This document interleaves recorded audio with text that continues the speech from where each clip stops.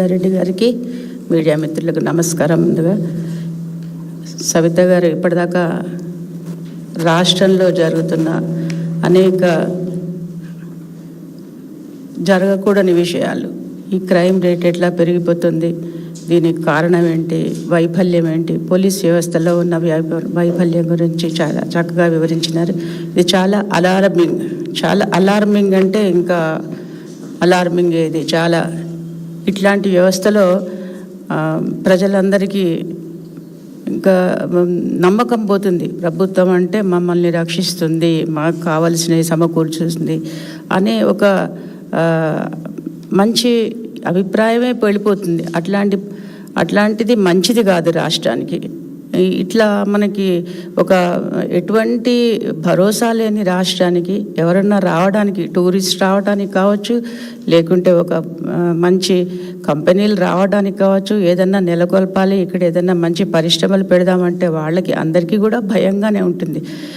ఇట్లాంటి పరిస్థితిలో ప్రజలకు పూర్తిగా నమ్మకాన్ని కోల్పోతున్న ప్రభుత్వం ఇది కరెక్ట్ కాదని మరొకసారి విన్నవించుకుంటున్నాను.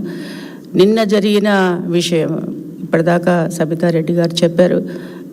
ఒక పోలీస్ అంటే రిటైర్డ్ పోలీస్ ఆఫీస్ ఇంట్లోనే అలా జరిగింది అని అంటే, ప్రశాసన్ నగర్ మనకి ఇక్కడ కూతవేడు దూరంలో ఉంది. ప్రశాసన్ నగర్ అంటే ఆల్మోస్ట్ వాళ్ళందరూ పోలీస్ ఆఫీసర్స్ కోసం కేటాయించబడిన ప్లాట్స్ అవన్నీ. అక్కడ అందరూ కూడా ఆఫీసర్సే ఉంటారు. అక్కడ చాలా ప్రశాంతమైన ప్లేసు, చాలా పకడ్బందీగా ఉన్న ప్లేస్ అది. అటువంటి ప్లేస్లో ఏదో మూలకొట్టు, ఏ మూలకో ఎక్కడో తెలియని ప్లేసు అన్నట్టు కాకుండా అందరికీ తెలిసిన ప్లేస్ జూబ్లీ హిల్స్లో. ఇలాంటి ప్లేస్లో ఇలాంటి అఘాయిత్యం జరుగుతుంది అని అంటే క్రైమ్ రేటు ఏ స్థాయిలో ఉందో అన్న సంగతి కొంచెం ఒకసారి పరిశీలించుకోవాలి. దురదృష్టవశాత్తు ఏంటి, అదృష్టమా దురదృష్టమా తెలియదు, కానీ పోలీస్ కోసం అంటే ఒక హోమ్ మినిస్ట్రీ అంటూ ఒకటి కనిపించడం లేదు. అది చాలా దురదృష్టకరమైన విషయం. ఇప్పటిదాకా క్రైమ్ రేటు మన తెలంగాణలో పెరుగుతున్న క్రైమ్ రేట్ని చూసే ఉంటే చాలా విచారకరంగా ఉంది. మరి మహిళలు కానీ బయటికి పోయేటట్లు లేదు అని మనం జనరల్గా మనం అంటే అపోజిషన్లో ఉన్నాం కనుక ఎప్పుడు మేము అధికారంలో ఉన్న వాళ్ళను విమర్శిస్తున్నామని అనుకుంటున్నాం. కానీ ప్రతిరోజు ఉదాహరణలు కనిపిస్తూనే ఉన్నాయి. నగల దుకాణాల గురించి కావచ్చు. మొన్న సుమతి గారు, మరి ఆవిడ అంత ధైర్యంగా మేము ఎప్పుడు అనుకుంటాం ఏదో చాలా వీరావేశంతో ఆడపిల్లలందరం మాట్లాడుకుంటాం. తర్వాత మేము ఉత్సాహపరచడానికి మన దేశం చాలా గొప్ప సంస్కృతిగా దేశము తెలంగాణలో ఇంకా అంటే మనం 2 ఏళ్ల కిందటి సంగతి కాదు, ఇప్పటి సంగతి. ఇంకా మనం నెమరు వేసుకుంటూనే మనం చాలా గొప్ప అని, మీరు ధైర్యంగా ఉండాలి, భయపడాలని భయపడొద్దని మోటివేట్ చేస్తుంటాం. కానీ which is not true. Sumathi గారే చెప్పినారు మొన్న, తను కావాలని మరి అంత ధైర్యం చేసి బయటకు వచ్చింది. ముందుగా ఆమె నేను అభినందిస్తున్నాను. అంటే ముందు మెల్లిమెల్లిగా బయటికి వస్తున్నారు. ఇవన్నీ హఠా కాదు, లేకుంటే ఎవరో దుమ్నెత్తి పోసే విషయాలు కాదు, నిజమైన నగ్న సత్యాలు ఇవన్నీ. ఒక 40 మంది వేధించినారు పోకిరీలు అంటే ఎంత దురదృష్టకరమైన సందర్భంలో ఉన్నాం తెలంగాణ ప్రభుత్వం అనేది కొంచెం అందరూ ఆలోచించాల్సిన విషయం. పోలీసు వ్యవస్థను పటిష్టపరచాలి. 40 మంది వేధిస్తుంటే డిఫరెంట్ ప్లేసెస్లో కూడా అంటే మరి పెట్రోలింగ్ ఏమైంది? మరి 4 గంటలైనా 3 గంటలైనా పెట్రోలింగ్ చేయడం లేదు అని అంటే యూ కెన్ ఇమాజిన్. ఇప్పటిదాకా చెప్పినట్టుగా ఎంతసేపు అపోజిషన్ వాళ్ళను ఎక్కడ పోతున్నారు, ఏం చేస్తున్నారు, ఏం తింటున్నారు, వీళ్ళ వల్ల మనకి ఎటువంటి ప్రమాదం అని మా మీద నిఘా పెట్టడం కాదు, ప్రజల మీద, ప్రజల రక్షణ మీద కాన్సన్ట్రేషన్ చేస్తే, ఫోకస్ చేసేది ఉంటే రాష్ట్రం సుభిక్షంగా ఉంటుంది. ఒకప్పుడు కేసీఆర్ గారి ప్రభుత్వంలో ఎన్ని లక్షల కెమెరాలు పెట్టినారు. బెస్ట్ నెంబర్ 1 అనుకుంటా మొత్తం దేశంలోనే, ఇఫ్ ఐఎమ్ నాట్ మిస్టేకెన్. అన్ని సీసీ కెమెరాలు పెట్టినారు.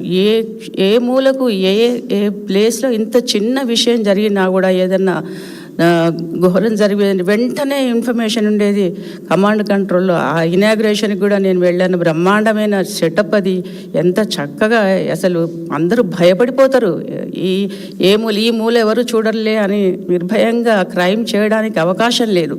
అక్కడ ఆ కమాండ్ కంట్రోల్ గురించి ఎంత చక్కగా వివరించడం, అనేక సార్లు పీపుల్ని ఎడ్యుకేట్ చేయడం అనేది ఆ ప్రభుత్వంలో పకడ్బందీగా జరిగింది కనుకనే వ్యవస్థ బాగా ఉండింది. అది ఎందుకు కంటిన్యూ? ఇప్పుడు కట్టిన ఇల్లు పెట్టిన పొయ్యి అన్నట్టుగా అన్నీ ఉన్నాయి, కానీ అన్నీ సమకూర్చింది కదా బీఆర్ఎస్ ప్రభుత్వము. కేసీఆర్ ప్రభుత్వంలో అన్ని 10 ఏళ్ళు సస్యశ్యామలంగా రైతులకు కావచ్చు, అటు మరి మహిళలకు కావచ్చు, అనేక విధాలుగా అది కంటిన్యూ చేయడం అనేది కూడా కష్టమయ్యేది ఉంటే, ఫోకస్ లేకపోయేది ఉంటే ఇది విఫల ప్రభుత్వం అనే నేను అనుకుంటున్నాను. ఇప్పటికైనా క్రైమ్ ముందుగా అన్నిటికన్నా హైదరాబాద్ అంటే 24 గంటలు పనిచేసేది నగరం, 12 గంటల ప్రయాణం కాదు ఇది, 12 గంటల రోజు కాదు ఇది. మామూలుగా ఊళ్ళల్లో అయితే పొద్దున సాయంత్రం సూర్యాస్తమయం సూర్యోదయం అంతే ఉంటుంది, కానీ ఇక్కడ మాత్రం 24 గంటలు పరిశ్రమలు నడుస్తూనే ఉంటాయి, అనేక యాక్టివిటీస్ నడుస్తుంటాయి. ఇది సురక్షితమైన ప్రదేశం అని చెప్పి గ్రామీణులు కూడా ఇక్కడ హైదరాబాద్కు వస్తున్న సందర్భంలో ఇంకా రక్షణగా పటిష్టంగా ఉండాల్సిన అవసరం ఉంది. మరి ఇప్పటికైనా కానీ కళ్ళు తెరిచి ప్రభుత్వం మరి పకడ్బందీగా ఏర్పాట్లు చేస్తారని, ఇంకా శ్రద్ధ తీసుకుంటారని, ఫోకస్గా వర్క్ చేస్తారని.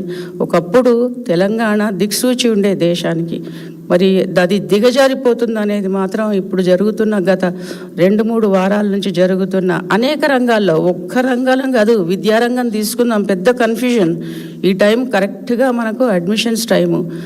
ఏ పిల్లలందరికీ కూడా ఏ క్లాస్ తీసుకోవాలి, ఏ సబ్జెక్ట్ తీసుకోవాలి, ఏ కాలేజ్ తీసుకోవాలి అనే పెద్ద సమ్మర్ అంతా కూడా చర్చనీయాంశం అవుతుంది. కుటుంబంలో అందరూ కూర్చొని ఆలోచిస్తుంటారు.